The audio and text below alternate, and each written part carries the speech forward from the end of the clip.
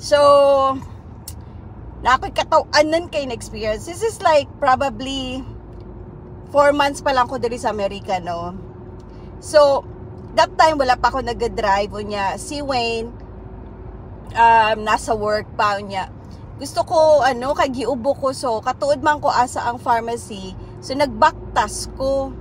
Pag baktas na ako, so I had like actually 2 experience that day, that moment. So niadto ko sa CVS ang pangalan diri, na Walgreens, na CVS.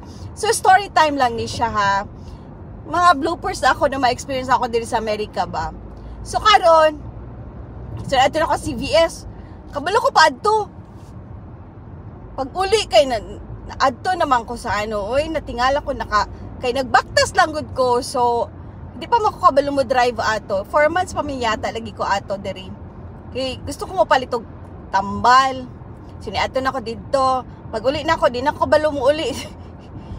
Kana na ako'y nasipyat na street gani nga ni ato ko pa left instead pa right.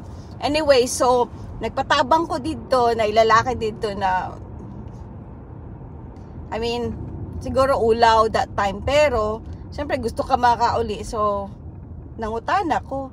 Anyway, so pag ato na ako CVS, ato na ako dito, no? Sulod na ako dito.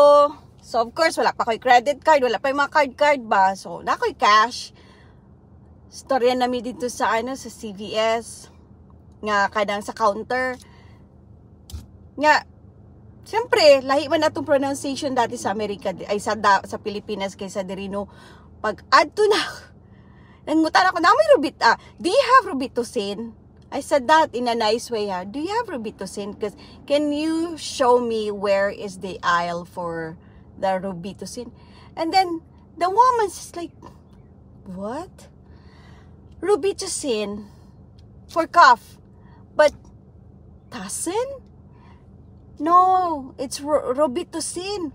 So I spelled it to her. Nag-spell ko sa yag Robitussin. Oh, it's Robitussin.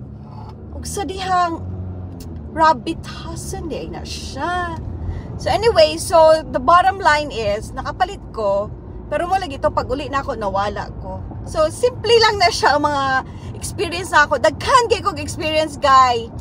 Daghan kay kong experience, guys, diri sa Amerika. Siyempre, bago pa ka, nangapa ka pa, kanang feeling ni mo gani nga, dili man siguro bobo, ha, dili stupid, parang something is pagid ba nga, dili kailangan gini mo siya i-acclimate pag gani ang mga sitwasyon. But anyway, that's my story time. First story time, I will tell you so many bloopers experience na experience na ako sa dili sa America. So pwede mo mag-comment sa baba kung unsa ang inyong gusto na ipa-share ninyo sa kuha.